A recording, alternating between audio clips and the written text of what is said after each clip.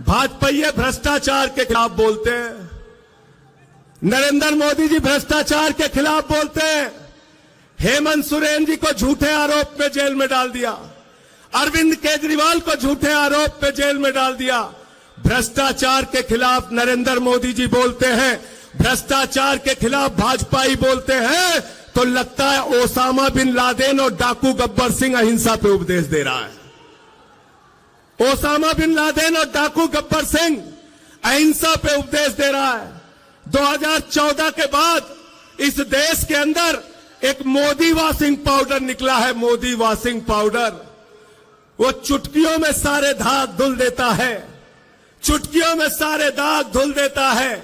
उस Modi washing powder ने कहा अजीत पवार के ऊपर 70,000 करोड़ का घोटाला लगाया, आरोप लगाया, खुद प्रधानमंत्री ने लगाया, बीजेपी के साथ शामिल कर लिया। छगन भुजबल पर भ्रष्टाचार का आरोप लगाया, बीजेपी के साथ शामिल कर लिया। हसन मुशर्रफ पर भ्रष्टाचार का आरोप लगाया, बीजेपी के साथ शामिल कर लिया। अशोक चौहान पर भ्रष्टाचार का आरोप लगाया, बीजेपी के साथ शामिल कर लिया। नारायण राणा पर भ्रष्टाचार का आरोप लगाया, बीजेपी के साथ शामिल कर लिया। मुकुल राय शुभेंदु अधिकारी पर भ्रष्टाचार का आरोप लगाया, बीजेपी के साथ शामिल कर लिया। हेमंत विश्व शर्मा पर भ्रष्टाचार का आरोप लगाया, बीजेपी के साथ शामिल कर लिया।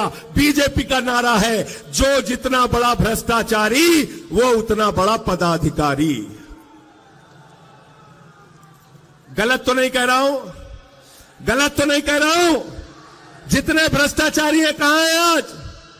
मोदी जी कहते हैं भ्रष्टाचारियों को नहीं छोड़ूंगा, ये मोदी की गारंटी है। मैंने कहा मोदी जी बिल्कुल आप ठीक कहते हैं, आप एक भी भ्रष्टाचारी को नहीं छोड़ेंगे, ये मोदी की गारंटी है। भ्रष्टाचारियों को नहीं छोड़ूंगा, इस बात की गारंटी है। पूरब से लेकर पश्चिम तक, उत्तर से लेकर दक्षिण तक सारे भ्रष्टाचारियों को बीजेपी में शामिल करूंगा, इस बात की गारंटी है। मोदी जी झूठ बोलने की फैक्ट्री है। मैं कहना चाहता हूं अगर मोदी जी की गारंटी है तो एक ही गारंटी है, झूठ बोलने की गारंटी, और उनकी पार्टी का नाम है भारतीय झूठा पार्टी। 2 करोड़ रोजगार पे झूठ बोला आपसे, किसानों की आय दोगुना करने पे झूठ बोला आपसे, महंगाई खत्म करने पे झूठ बोला आपसे, आपकी जिंदगी में बदलाव लाने का वादा किया था। कहते थे भाइयों और बहनों घर से निकलना तो गैस का सिलेंडर देखकर निकलना।